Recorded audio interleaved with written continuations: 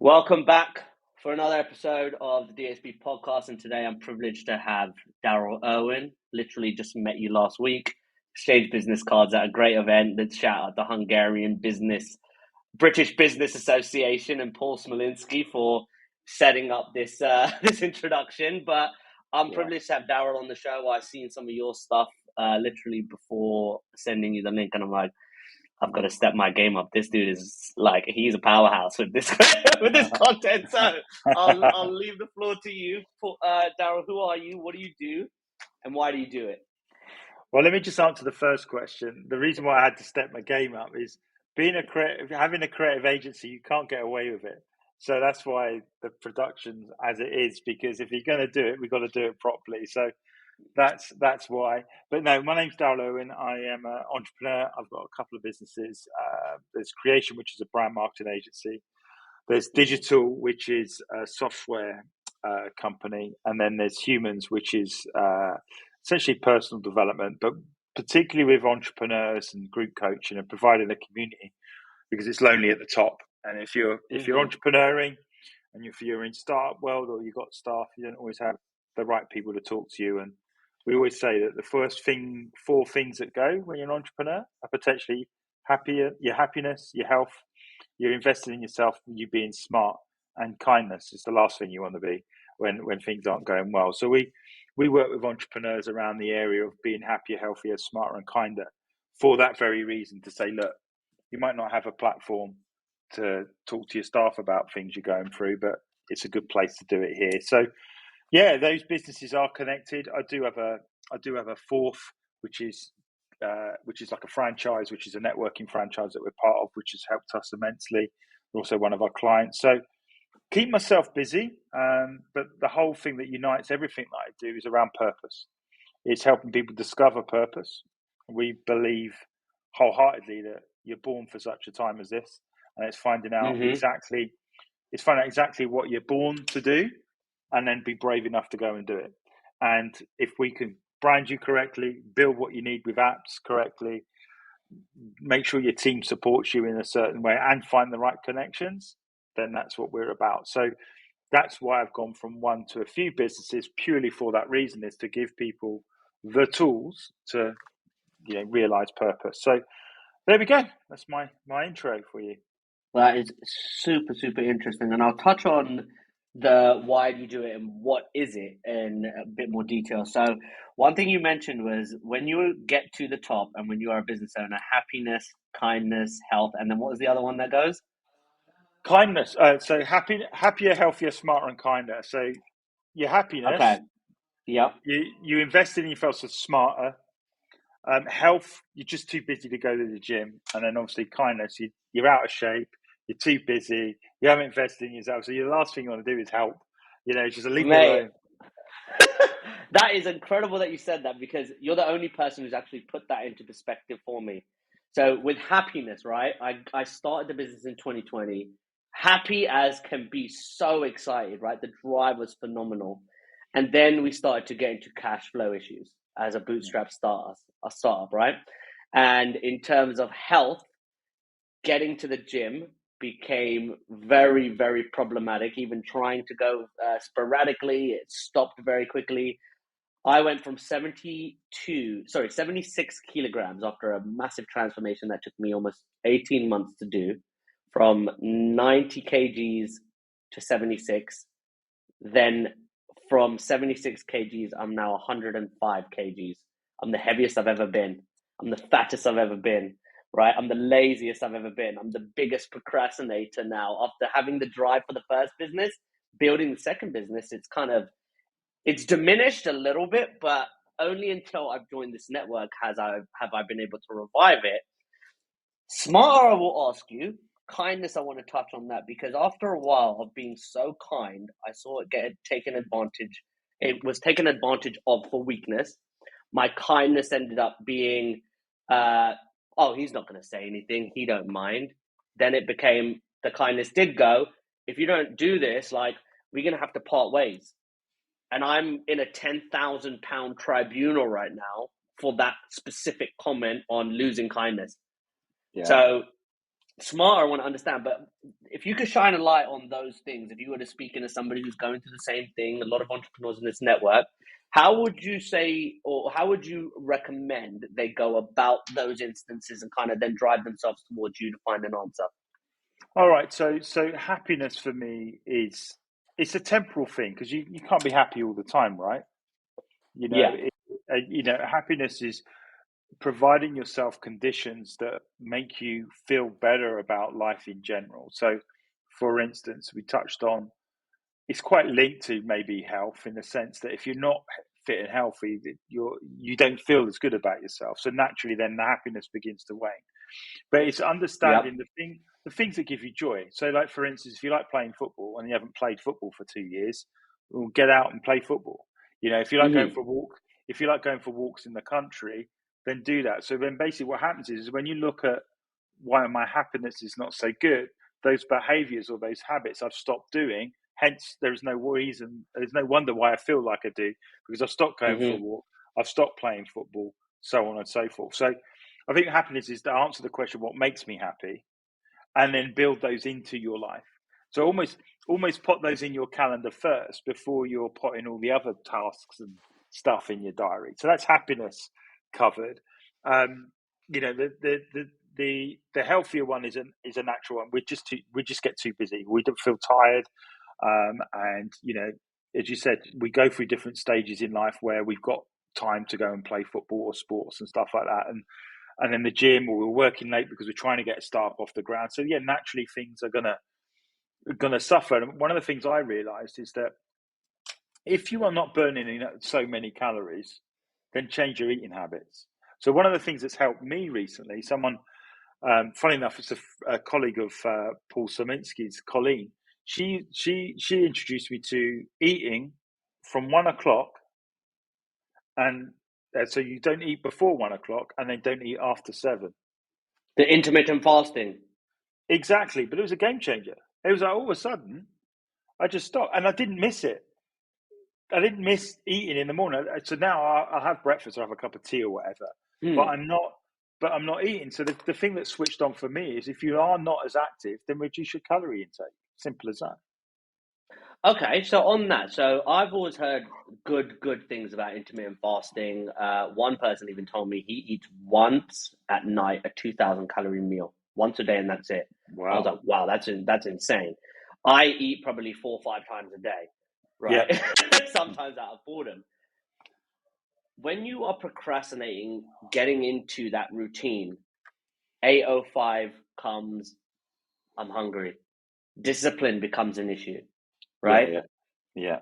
How do you kind of mitigate those types of feelings, those emotions that start to waver, and then it takes you completely off track? What do you recommend people do from that? It's the result. So think about the result of that behavior. So if you keep eating bags of crisps every night at 9 o'clock at night, or chocolate bars 9 o'clock at night, then if you do that consistently, you're going to end up with consistently bad results. Now, yeah, you know, you might watch a movie and do it once a week or something like that, have a cheat night or whatever. But the Mm-hmm. situation is, we are a product of our habits. So if we're bad habits, we know crisps aren't good for us. Chocolates, too much chocolate's bad for us. Alcohol, da, da, da, da. If we know those things are bad for us, but we continually use them, then ultimately we're going to reproduce bad results. So it's having the result in your head going, if I'm not working on my business and making sales, then I'm going to have cash flow issues. So the cash flow becomes the pinch point, right? Well, I've got to do something about this. It's the Mm-hmm. same Mm-hmm. where, oh my gosh, I've injured myself, or I feel terrible when I looked in the mirror. Well, if you don't do something about it, you're not going to like the results. Then guess what? It's almost like the result becomes the thing where you go, if I do this consistently, I'm going to end up like that. I don't want to. So then that becomes that one instance, that choice. You might get it wrong, but it's that, no, you know what? I'm actually going to discipline myself, or go and do something else, go for a walk, or fill the time with something else. And I think it's finding something else to fill that time with. So, like for instance, if it is go for a walk, or read a book, or watch a 40-minute box set or whatever, just Mm-hmm. find something else to do. And you said boredom is a classic one. You're bored. Oh, I just grabbed something from the fridge. Well, you know what, Mm-hmm. mate? maybe stick a sticker on the fridge and say "Not today." You know, that is good. That's very good. Yeah, you know, That it's could just change like it. it could be as simple as that because we're visual people, and it's like, yeah, you don't want to do it. And I think for me, it was just like it was as simple as I'm not playing football 4 times a week anymore. So why do I need to eat 3 meals? And the reality is, I didn't. So then I go, well, breakfast, you know, breakfast don't need it. It's a distraction. But I realized that when I had that tea or caffeine or whatever in the morning, and then I worked up to a certain time, that morning would fly by. Before I know it, it's 1 o'clock. So I've not really missed it because I've got a lot of appointments, a lot of things in place. So then you get to 1 o'clock and you're eating, and then to some degree, sometimes you don't even feel hungry. You know, you might be busy and you eat at 2 o'clock in the afternoon. You don't really want to eat another meal at 5, 6 o'clock at night, and you go, "Well, I won't bother." And your body begins to change and react. And certainly for me, I think I've been doing it now 4 months, and yeah, just feel the benefit. I've lost weight. I feel better generally. Occasionally if we're in London and we might cheat and Paul might persuade us to go to a Burger King or whatever. But but it's not an everyday thing. You know what I mean? It's not, and that's key. It's like it's about having balance, but that fasting, that kind of lifestyle has really helped me. So some people do different times. You've got to find what works for you, but certainly not eating before 1 o'clock and not eating after 7 has been great. It works for me. It was almost like the hack that I was looking for that I couldn't find, and then it was like, because I'm like, well, I can't play football just for enjoyment. I have to win, and so if I want to play to win, it's a lot different because then I want to run the team, and then I'm managing the team, and then so I run a team for 5 years with someone who was ex-class of '92 for Manchester United. Yeah. We were on the phone from Tuesday all the way to Saturday, and then after the game, it was on the phone Saturday night and Sunday, talking about it. And we just could not just play it. Can we just enjoy it? No, we've got to win. That does become part of it. Yeah, so that's happier, that's healthier. Smarter is simple as invest in yourself. It's like listening to podcasts like this. It's taking the time to read a book. I often say the UK culture moan about spending £25 on a book, but in the US they're happy to spend. In the US, it seems that they spend money on the house, spend money on their car, and then spend money on self-development, and it's like a given. Yep, 100%. It's where I've got a lot of mine from. It's because I had my upbringing in the United States. I lived. The first state we went to was New Jersey. And I was very, very fortunate that my father worked at Goldman Sachs. He was a VP at Goldman Sachs, and they gave us an expat program, moved us out to the US, put us up in a place, Franklin Lakes, New Jersey, and it was insane in terms of a playground.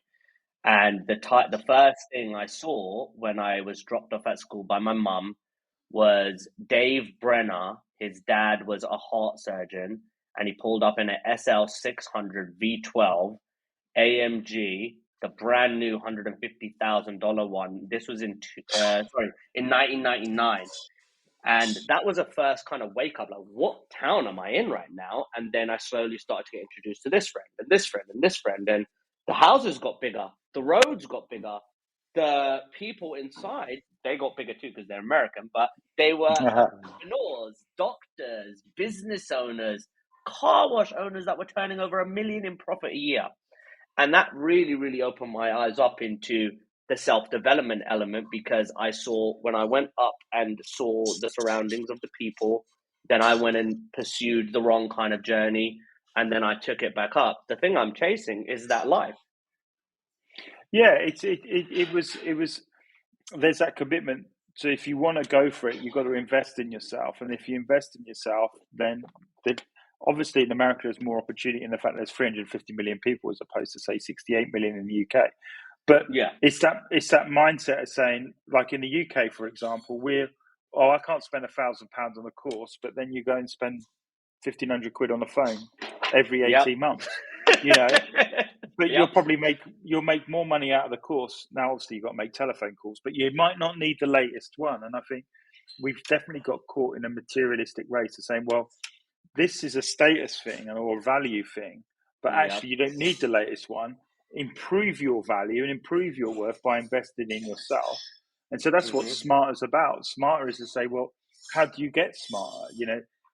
Learn from other people. You can read books, you can study, you can watch podcasts. There's so much information out there, and good information, that we just don't teach in universities or schools, for example. So we're a bit radical in the fact that we took our kids out of the system. So our kids are homeschooled now. Okay. Because we just got to that point where they're great kids, they're doing great things, but are they smarter in terms of the stuff that they're doing? And it might be let them focus on their schoolwork, but they haven't got all this.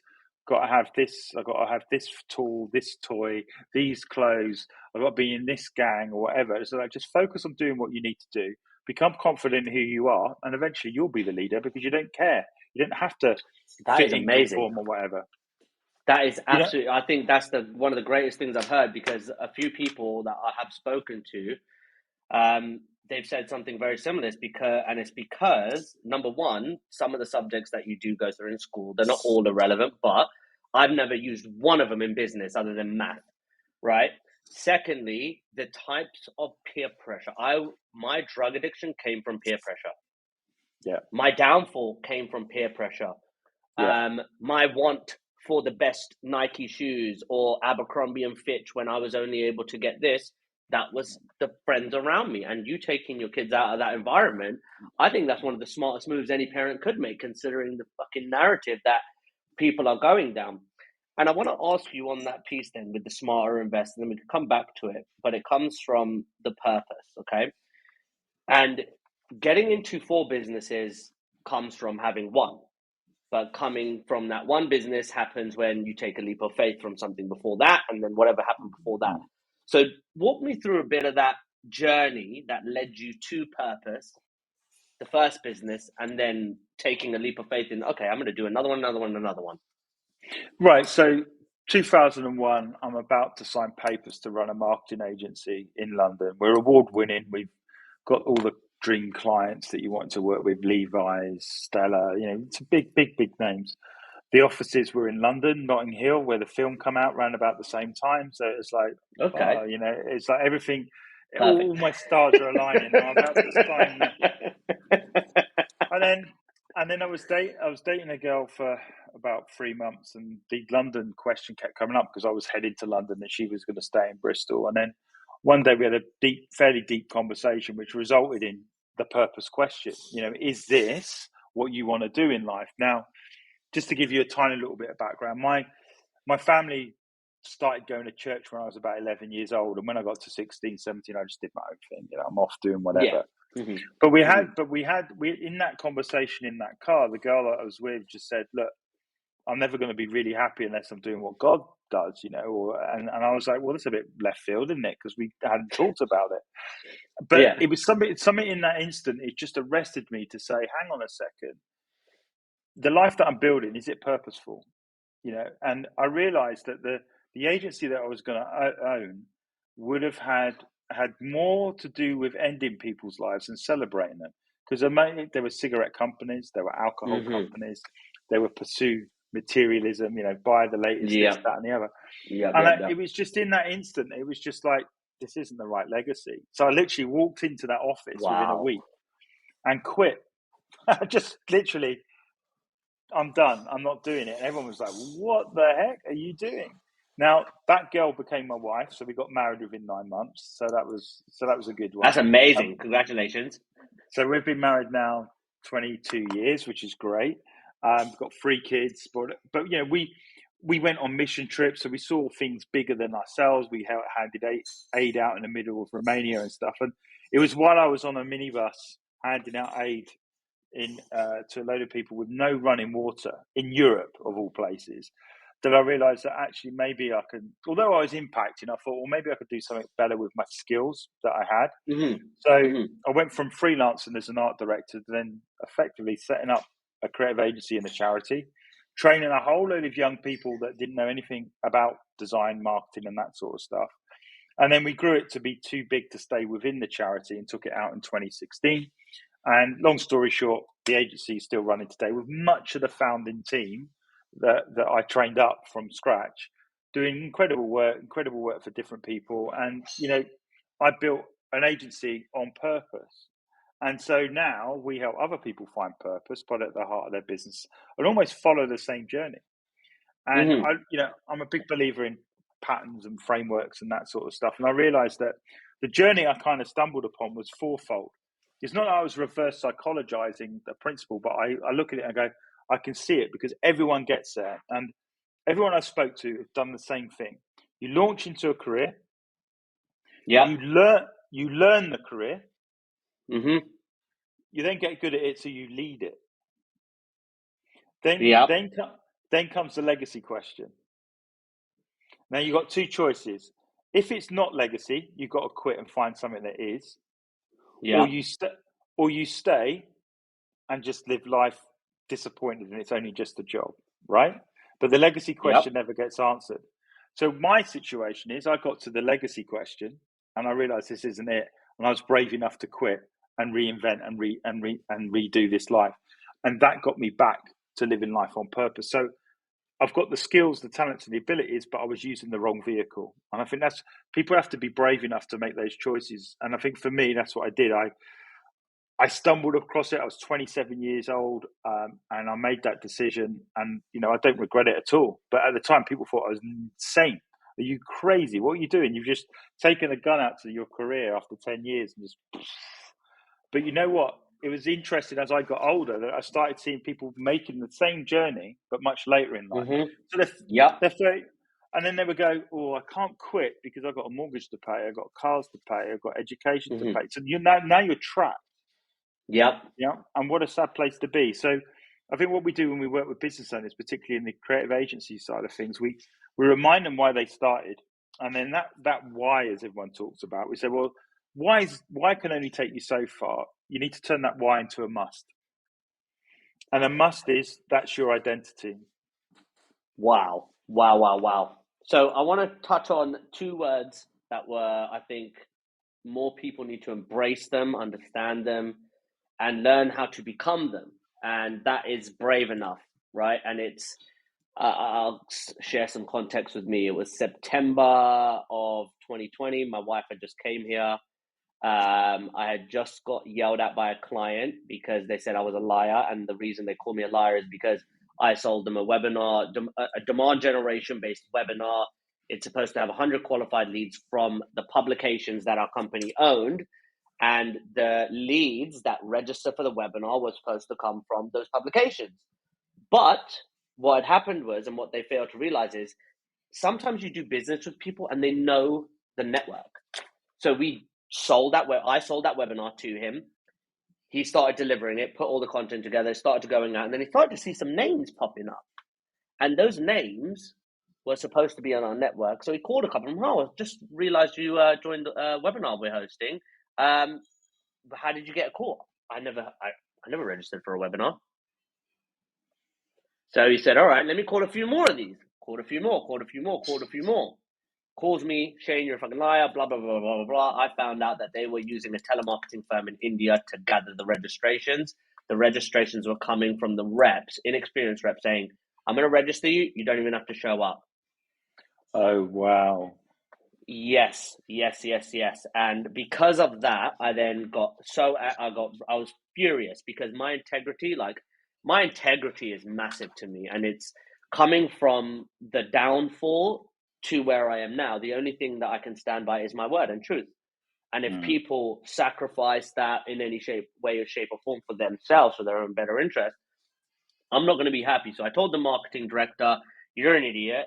And this person just yelled at me, and I don't think that you should have your job. The management team came up to me and said, you can't speak to people like that. You don't know who. Who do you think you are? I said, you guys can do one. I quit. My boss actually told me, good for you. And I was brave enough to say that and then ask my wife at the time, look, the next 3 years is going to be really, really hard. I really want to do this. Will you support me? She said, do it. I'm here for anything. That was the best thing she could have ever said. God bless her for that. And that was my brave enough moment to say, all right, let me do this. And within 3 weeks, I'd landed 20K in revenue from a bootstrap company. So half my annual salary in 2 weeks, 2 to 3 weeks. And then it was just like lights out from there. So how do you encourage people to be brave enough when they are stuck in that trap? It's one of those things where you look at life and you go, well, you essentially got a life. You've got one life, and you either make a decision that I'm going to live life at 70% and happy with that, or you're going to go, you know what, I'm going to go 100% and see where it takes me. And for me, maybe I'm attuned to risk and I enjoy it. Maybe that's part of my DNA. But the reality was, having got so far into a week away of signing papers to run something that actually was breaking my value set and whatever else just for the sake of money. I mean, once you've been that close, you realize how deceptive may be the right word. Like you can take your skills, talents, abilities and use them for yourself and be so far away from what you originally meant to do. And I think so basically that's what really, it almost scares you when you realize, oh my gosh, I could have settled for that and ended up wasting my skills and talents in a way rather than using them for good. And I think that was the big thing for me, where when I quit and I started utilizing and bringing joy to people that were maybe not had the money or the budgets to use or employ those kinds of skills at that level, but seeing the impact it made, it then fired me up and said, no, this is the right thing to do. So you might take a hit financially in the short term, but I'd say this: if you chase after impact, eventually income takes care of itself.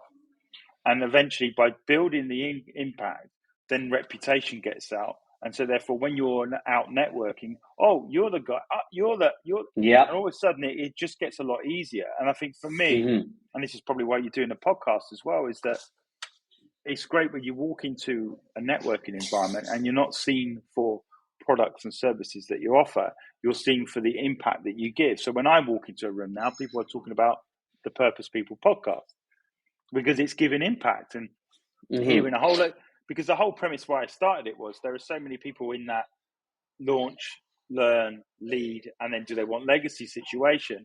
But everybody I get on my podcast were the ones that said, I'm going after legacy. I'm going to have to go back to the beginning. And it's just to encourage other people to say, you can do that, go for it. And then just to answer the second part of the question was that, how did you then go from one business to other businesses? So I had a coach, a part of a NatWest entrepreneur program, and he just asked the question to the group and said, are you an entrepreneur or business owner?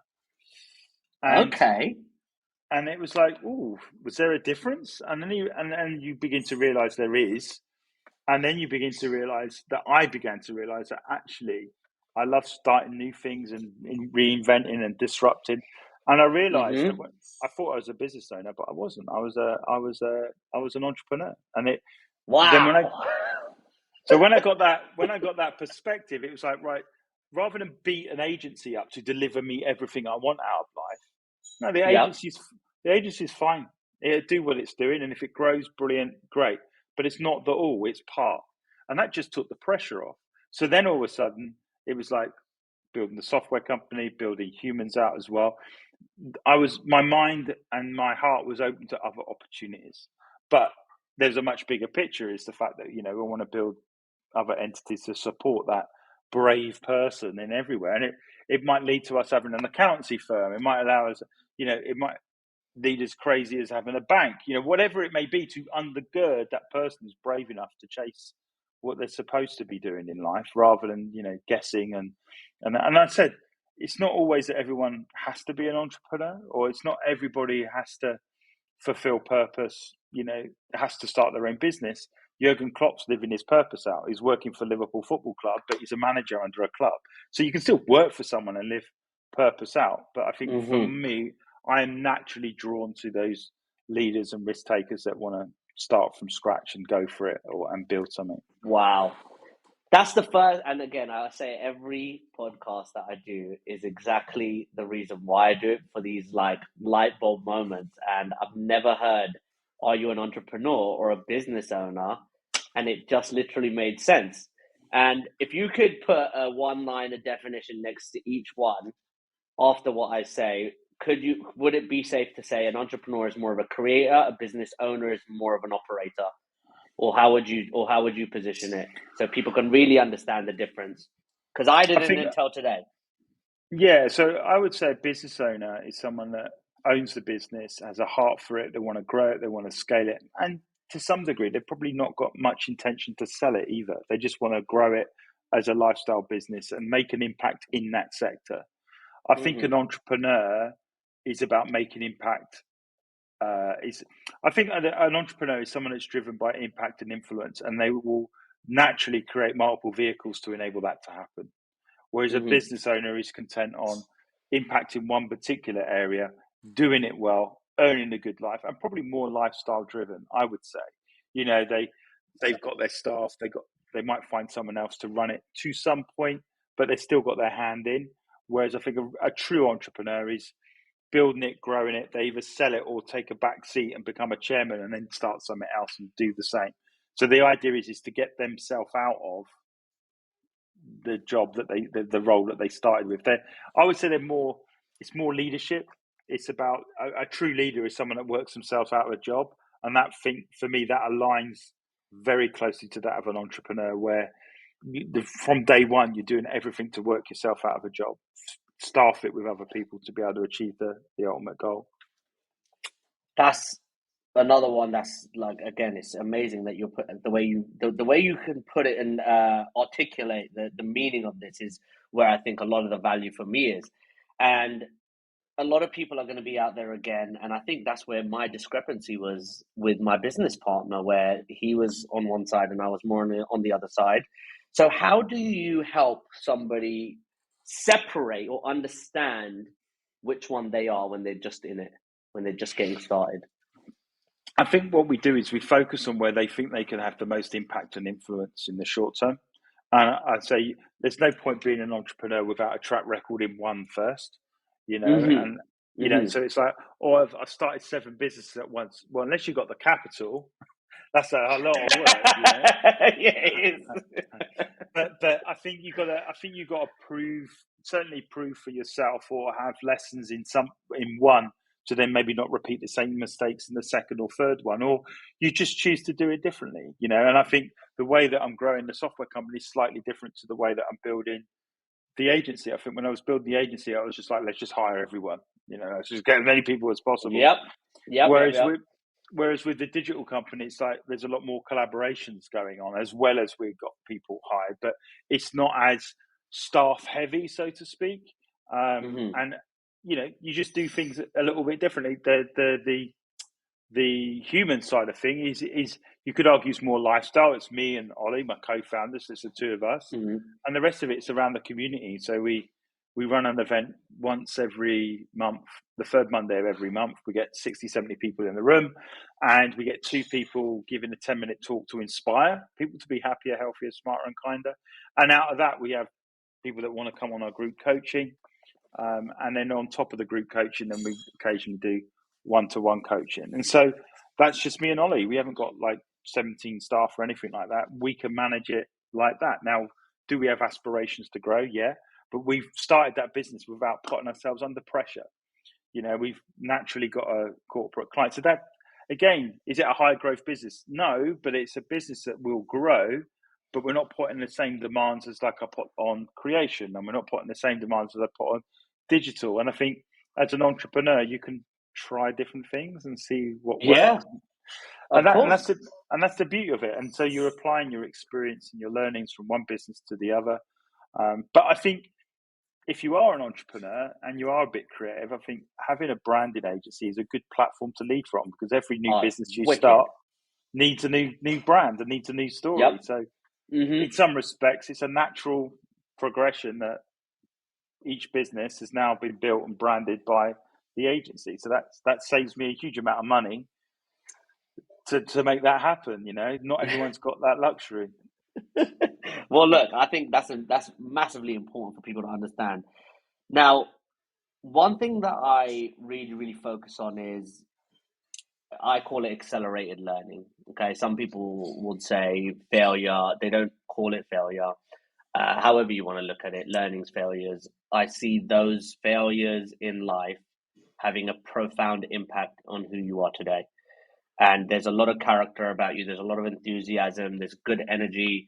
And in some cases, I feel it's safe to say there's always some sort of massive change or failure or impact in everybody's life that really helps them make that kind of leap of faith into becoming who they want to be, or then just becoming in a worse way to say it, a sheep. So could you identify one profound moment that some can identify with that really helped change your character in who you are today? Well, it goes back to that decision of being sat in a boardroom with a whole load of people that were expecting you to sign papers for something. And I think the profound thing was to be brave and recognize that your nearest and dearest won't necessarily agree with you because they can't see what's on the other side. So for me, the big one was be brave.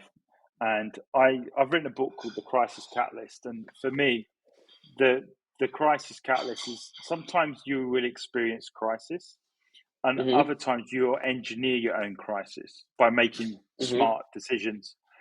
And I think the profound thing that I learned is that in the decisions that are made through crisis are often the big life-changing ones that actually give you the most momentum, the most change. And when you look back, you look at the crisis, you go, actually, I hated it at the time, but it was the best thing I could have done.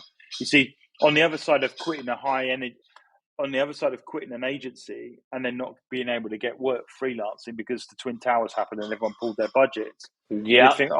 you'd think, oh my gosh, that's the dumbest thing I've ever done. But there's something deep down that says you just got to ride with it. And once you've endured those tough times, I think your resilience levels are harder than ever to stick with it. So for me, the lessons I learned is be brave. That decision that you're going, shall I, shan't I? Go for it. What is the worst that can happen? If you got a brain on your shoulders and you're good at what you do, you could go and get another job. That's the reality. You can go and work for someone else. You can. Yep. But why not give it a go? Why not try it? And for me, I was brave enough to do it. It was scary at times. It wasn't always easy, but the reality is, I probably wouldn't be married now if I'd not made that decision. I probably wouldn't have had kids if I had made that decision. I probably, wouldn't have been doing the other things like running a podcast and writing books for that decision. And I think when you make that decision, it's like it's almost like you're being pulled with purpose, but in the midst of that purpose, there's more to you than you think. And sometimes that title on the door, that name on a piece of paper is limiting you. And when you quit, you give that chance to say, hang on, there's a lot more to me than I thought. And I think that's what happened with COVID. People were like, I'm working for a company for 25 years and I realize that they're going to just furlough me and get rid of me. Maybe there is more to it. Maybe I can write a book. Maybe I can do a podcast. Maybe I can, pivot and do a different career. And that's why I believe that the marketplace is so it's been shaken, never to change. The fact that going to the office. Well, why do I need to do that? Why do I need to sit in the car 2 hours a day? I'm not going to do it anymore. People got braver. I ain't doing it. Yeah, but I said I was done with it then too. So that's the lesson for me. The lesson is be brave and run with it. And the second lesson there is when crisis comes, it's not necessarily the end. It's actually the beginning of something, And the last thing I say on it is that you need to know that you are part of a generation. Like there's you, there's your father before you, and there's your kids afterwards. What you do now in this moment affects them for generations. And I tell this story because this one is a bit of a. My granddad was what they call as a Spitfire pilot. So it was called I think it was called a Seafire, and they were the ones that landed on aircraft carriers. So he was, I don't know, 17, 18 years old, and he's about to land on the Ark Royal during the war. And the Ark Royal, if you know the story, was one of the biggest aircraft carriers at the time, and actually got attacked by the Germans. And it got torpedoed and it got sank. Now, his story takes a very different take. So he's flying back to land on that boat before it's torpedoed. So you could argue, if he landed on that boat, he would be dead. Could have been killed, right? But here's the story. So out of the sun come three Messerschmitts as he's flying home. The Messerschmitts attack him and his mates or whatever, Spitfires or Seafires. A bullet goes through the floor of the plane, through his chin and out the top of his head. Wow. He crashes the plane into the sea and he's broken both legs and he gets rescued. He gets taken back to hospital, and the nurse was from an Italian family. Her name was Joy, and she nursed him back to health. But Joy also became the joy of his life because they got married. This is like a movie. Carry on. But the overriding thing that sticks with me in this, that's my dad's dad. But while he was in that sea fire, while it was sinking and water's rising up, he had a choice to give up and go down with the plane or to fight through. And so he fought through. And the fact that he fought through, not only did he gain a wife, then his son was born, and now I'm still here. And it really gets you to think that it might be tough in this moment, whatever you're going through, but stick with it because you've got people that you've not met yet depending on you. And that's your kids, your children, whatever it is. So don't look at life in that present moment. You know, your dad and his dad fought with it to eventually give you life to go and do your thing. Likewise, you got to fight with it to give your son the opportunities that you never had, and so on and so forth. So for me, that's why purpose and crisis is so important. Crisis has come, but it's say push through it, because on the other side is sometimes some of the best things that you've never seen. And he would never have made that decision had you not been through the crisis. Wow, that's incredible. I've never heard a story like that, but it does give you the true meaning of everything happens for a reason. I say that to everybody I know. Everything happens for a reason. I wouldn't be who I am today without all of the adverse situations I've been through. And some people are like, yeah, well, you could have been this. Listen, you keep that opinion to yourself. I could have been that, but I'm happy with where I am right now. And that's the most important thing. So one thing along your journey then, while you went through a lot of realizations, you've been through quite a journey yourself, and there's a lot of history within your family tree that makes you who you are today. So along the journey of being an entrepreneur or starting your own business, there's always one little piece of, or there's one big win or success that you experience, and it kind of gives you the conviction that I can fucking do this. I'm going to 10x it now. I'm going to 100x it now. And mine was when I signed the client, and then I received the money in the account. And then a couple of months after that, we networked with who was then our mentor and chairman. And inside 6 weeks, I never, ever thought I'd do this. I made £300,000 in 6 weeks, my first year of business. Wow. I was blown away, right? That was my belief. And I was like, all right, how can I make 3 million now? And then that's when the team crumbled. You think too big. I was like, I need to find a new team. So was there ever any moments like that in your career or when you became an entrepreneur? And tell me about it if you can. Yeah, I'd say that there are various different moments. And I think for me, it's always been about impact. So winning the deals and stuff like that. Yeah, we've won some decent deals and got some, we've done some great stuff. And even recently I went over to the California and spent some time with a few people out there and have come back with a few contracts. So that's all great. It's amazing. You get on a plane, you fly to America, you spend 10 days there and a lot of good stuff happens. You come back and go, why don't I do this earlier? And it might be there's a reason the team weren't ready for it. But I think for me, it's the impact along the way that kind of inspires me to keep going. And I'll give you an earlier example. So there was one guy struggling in life generally. We got chatting. Long story short, found out he's going through a divorce. He was going through a really tough time. It wasn't easy, yada, yada, yada. And then we just through a conversation just said, you know what, maybe it's not over completely. And he eventually started having the odd phone call and it was a bit pleasant. And anyway, long story short, within 6 months, they got remarried. And then later on, they had another child. And, and that journey changed from a place of saying, well, I'm depressed, I'm really struggling in life, to seeing things change. So that's just a supplier who literally used to print our work, talking to him because he was the sales rep, inspiring him to sort of like believe for better, and it is at the end, and can you make a difference? And that was cool. The other thing I would say is seeing a bunch of kids, I'd say at the time, and hey, I was young and green and whatever, but a little bit older, not knowing how to do brand and marketing and stuff like that, to now smashing it out of the park without me. That's a great joy, taking these guys that couldn't get a job or struggling for work and change the way that they live life, and now they're earning money doing what they love to do.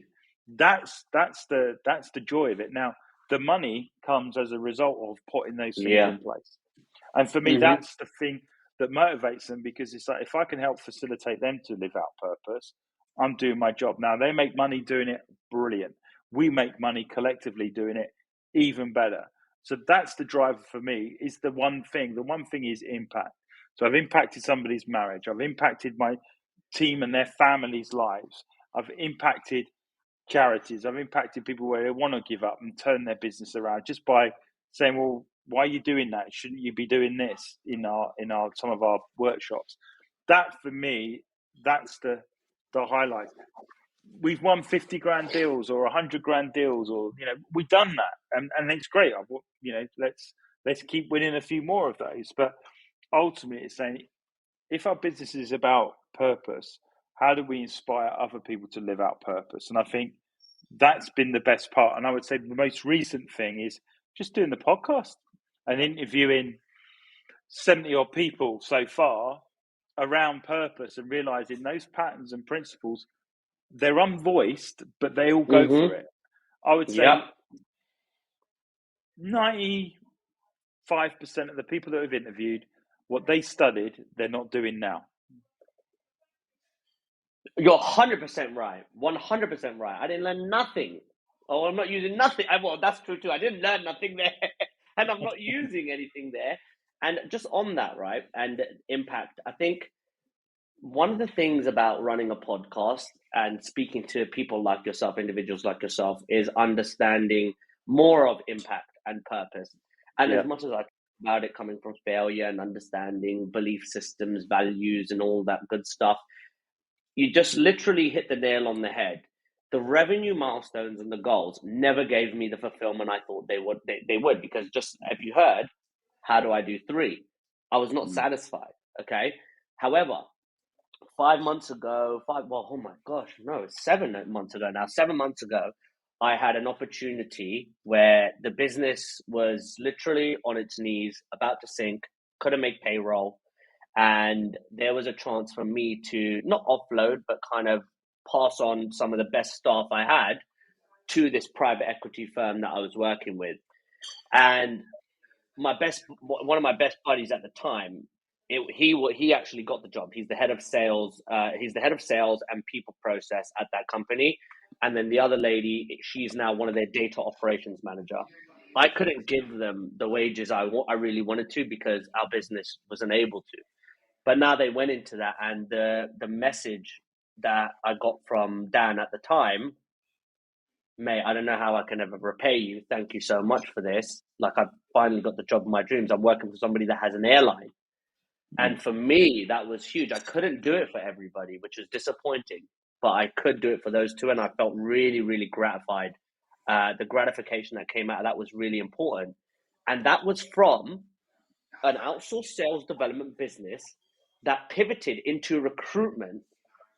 That recruitment opportunity then passed my team onto that company. It was nothing of what we're doing, but that was the most fulfillment I had. And it's why I'm now focusing on something new, is because how can I recruit or help people get recruited much quicker, get my voice out, help them see the methodologies, the ways that I do it, and let them go do it themselves. And that's where my purpose comes from, right? Now, wow, there's so much stuff here, right? So we've gone through a bunch of things, right? Who are you? What do you do? What do you do? Tell us what you do, failures, successes, and then it shines a light on, like, really your purpose in the business, the impact you deliver. Tell us in a nutshell, in 2024, what is your business or the businesses? What are they mainly focused on beyond purpose? What are the overarching goals? What's like the mission statement you're trying to achieve? So just the main thing is about enabling people to facilitate purpose, and I think the word scale is scale of opportunity. So it's not always traditional scale. Let's have more staff or whatever. That will come as a consequence. But I think the Mm-hmm. key thing for me is it's about scaling the business and doubling down on the level of impact and influence we can have. So, for instance, the podcast, we want it bigger. We want bigger people, bigger guests, more people sharing it, more people talking about Mm-hmm. it. You know, we've been doing it just over a year. It's growing. It's getting traction. We want to be bigger. Going to California, 100%. We're going to be doing that again. We want to build that side of the business out and have a bit of a US presence. That's always been part of the dream, but now we're going for it. But the underlying cause is that if you look on paper and look at the doom and gloom in the markets that we have at the moment, it's like, oh, it's going to be a tough year, 2024, and blah blah blah blah blah. Mm-hmm. But it comes back to this: you have two choices. You can make decisions based on circumstance, or you can make them based on conviction. Now, the true winners are the ones that make decisions based on conviction. And what do I mean by that? It's because they're being led by the heart. Purpose lives in the heart. Your mindset Yep. allows you to get the job done, but your heart set is having that conviction of heart to say, my why is a must. There's no other option. I'm going to do this. And somehow that belligerence, that I'm going to do it, enables you to push through and go, it might not be the best time to start something in America, but actually, I want more impact and more influence. I've got to do it because something else is pulling me. And that for 2024 is where we're going to go. We're going to, when everybody else is pulling back, we want to lean into what the US and those different markets. You know, we've obviously been working with the Hungarian British Business Alliance and the team there, and they're going big. You know, they're launching in Scotland, they're launching in Dubai, they're launching in Munich. We're going to be helping them. We built all their website and their comms and stuff. So we're going to be working with those teams. We obviously, some of the stuff we were talking about, you know, the flying kite stuff, we're involved with that, you know, like, or want to be Mm-hmm. involved in some other aspects of it. So it's enabling us to say, let's go after those bigger opportunities. Let's double down. But 2024 for me is about scale, which will be the opposite of what most people are doing. And you know, that may seem reckless, but it's only reckless when you just think about the circumstance. But when you think about purpose, it makes absolute sense to double down on our convictions and say, let's be brave, like I was in that boardroom 20 odd years ago. Let's be brave again next year. Let's not Wow. hold back. Let's just go for it.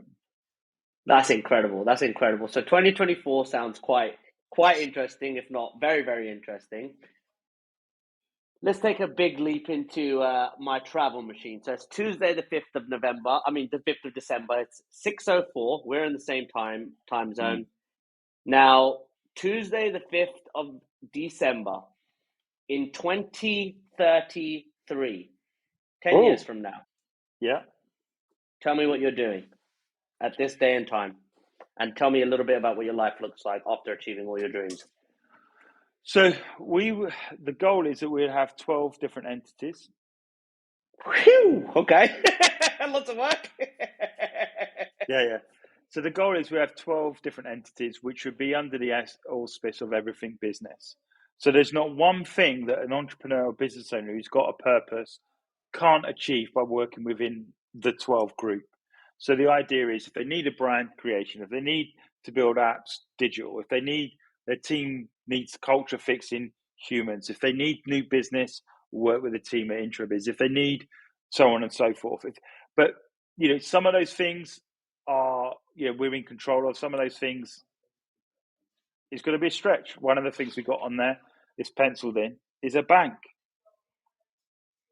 You Okay. know, wouldn't it be great if you had a bank that could lend when other people said no, and you had enough resources to say yes? Yes. So I'll give you an example. We're working with an organisation. They're based in Wales. They're called Purple Sheets, and they do microloans for people that have bad credit, maybe criminal records, so on and so forth.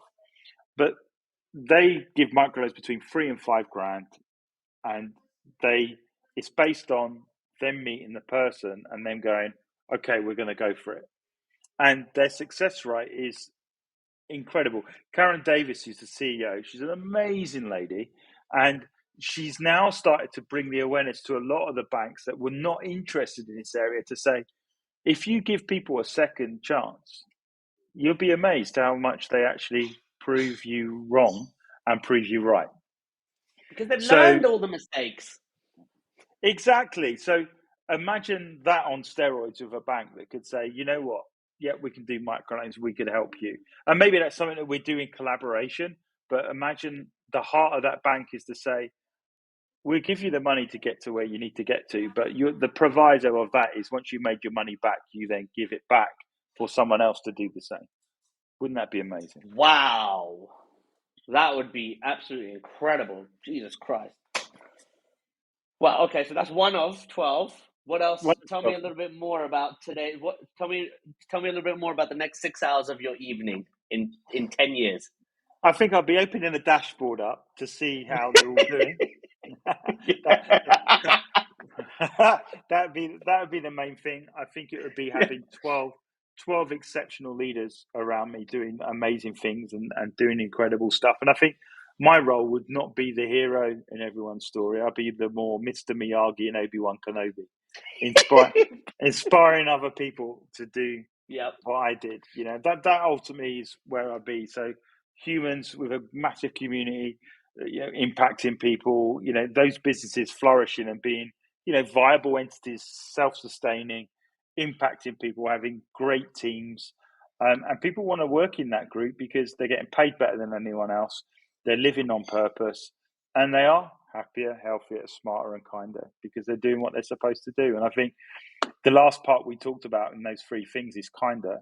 My kinder or my legacy is providing people with that platform to live life on purpose. And if I can do that, that's my legacy, and that's where I want to be. So what does it look like? A dashboard of how those businesses are doing, but also mentoring and helping people in my aged years, grayer beard, just helping them, passing frameworks and things that they need to take it to the next level. And 20 odd years ago, the internet was emerging. Now we're looking at the emergence of the metaverse and crazy stuff like that. So we life changes and and platforms change. But for me, it's like in the midst of that, people still have a service to solve a pain or a problem to leave an impact. That's when it comes down to it. That's what business is, and we want to be the best in those different sectors. So I can't name all 12 of those sectors, but recruitment would be another one potentially. Have I got experience in recruitment? No, but maybe we find the recruitment person that is wanting to do this, been scared to do it, and we say, you know what, come and help. We'll do it. We'll work with you. We'll give you your brand. We'll build your app. All that sort of stuff to be able to enable them to live life on purpose, and that's ultimately what it's about. Not everybody, as I said, not everybody will work for want to be an entrepreneur, but those that do, ultimately, that's the people that we want to work with because they're the risk takers, they're the dreamers, they're the innovators. And if you want to change the world, you're going to need people dumb enough or brave enough to do it. Mate, look, it's that's the type of message, a very, very powerful message that sends goosebumps on my back. And I think the best way to always end the show is tell the audience who is watching now a growth hack, a personal development hack they can use today and have a result tomorrow. And if they want to find more about how to really dive into that, then you tell them where are you, where to find you. So a growth hack for me, which is what I've created, is something called, well, I've got two actually. I'll give two bits of value before that. One is heart set. So making sure that you're making decisions on heart set, and that's making sure that your past, your present, and your future are aligned. So your past is understanding your skills, talents, and abilities. Knowing what you did in the past naturally, that came easy. So I always use this example. What is it that we used to do as a kid that you enjoyed so much that you forgot to eat?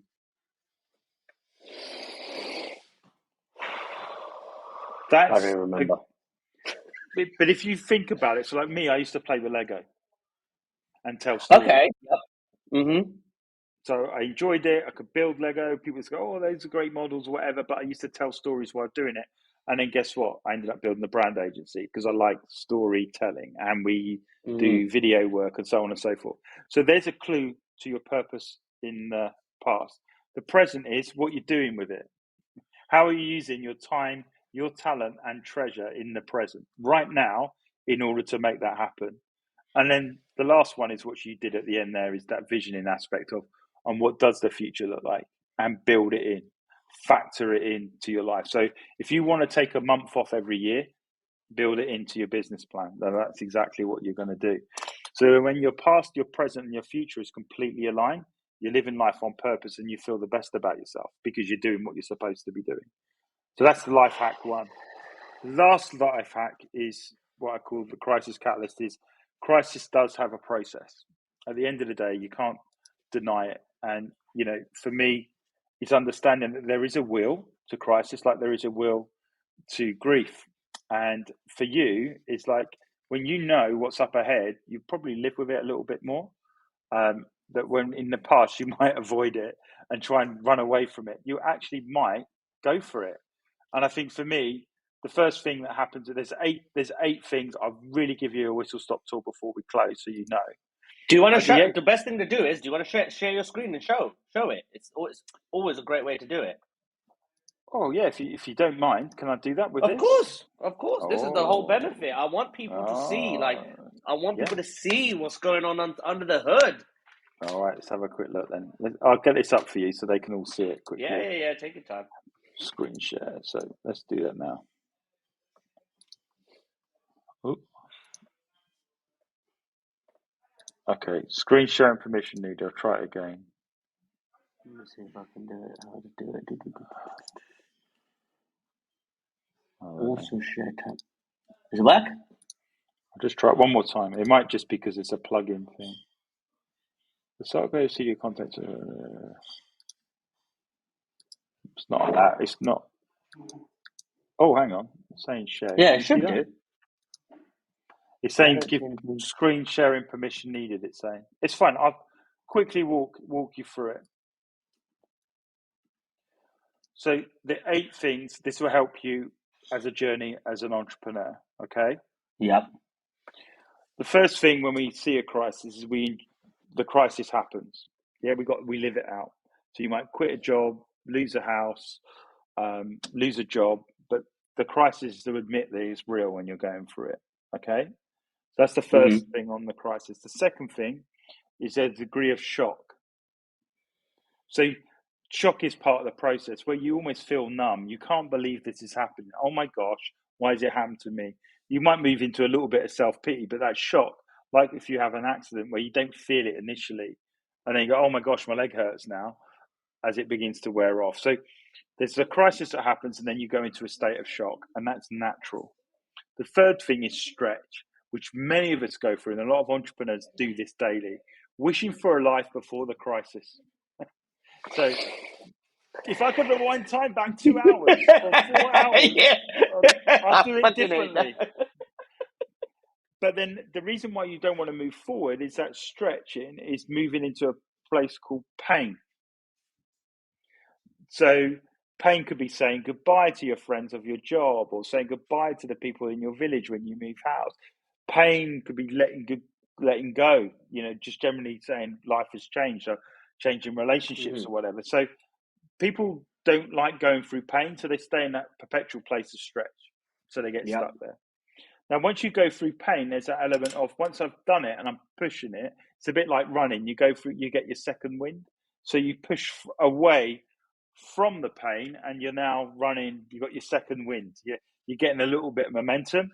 And from pushing, you then start to see what we call is the light, that light at the end of the tunnel, that you start to see what life could look like from the crisis and realize the crisis is behind me, but I'm now starting to see what life could look like beyond it.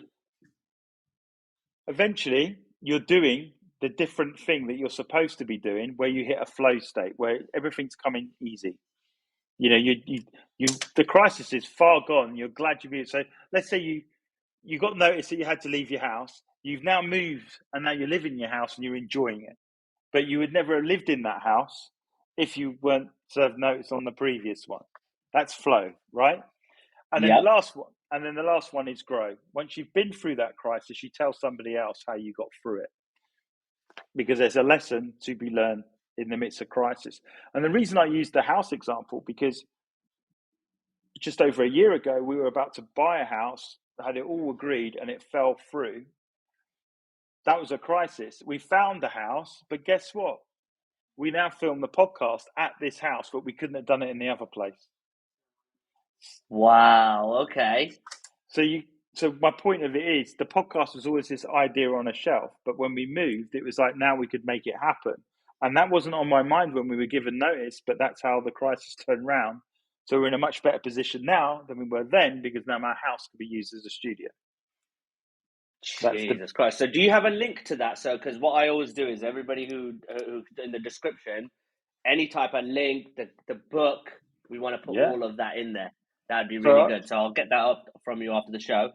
Where can people find you if they want to learn more about the Crisis Catalyst, if they want to learn more about being part of the agency or using your services? Yeah. So if you look at the little names in the bottom corner of the podcast, if you type those in, you will get the website, because there's a theme with a number in each one. So it's, when you type that in, they naturally come up. You can get me on LinkedIn. It's probably the best place to DM me, say thanks for listening, love to engage or connect with. And listen, we're not about precious salesmen either. So you just need a little bit of advice, or a 15-20 minute conversation, just to say, look, give you a bit of perspective and clarity. You like what you hear, then let's discuss it further. But the creation website, you can buy the Crisis Catalyst book, and that sort of stuff. You can sign up to our podcast there. You'll find us on the Purpose People podcast. Just, it's on YouTube. It's on, all the normal channels that you are. And that's it really. You go through creation, have a look at digital, which is building no-code tools, building MVPs. So if you've got an idea, we build it with no code, so you can build it in a third of the time at a third of the cost. And then Humans it's a free event, third Monday of every month. If you're in Bristol, come and visit us at the Square Club in Bristol, which is up in Clifton. It's free to attend, and come and meet like-minded and like-hearted people. And it's always open. You can find it on Eventbrite. They're all there for the year. So I think we got like a Christmas do on Thursday, but the regular events start in January, and you can come and be part of that as well. We got a thing on the Humans website called the Game Plan. It's free to download. It allows you to reflect on the year you've just had and plan the new year that you have.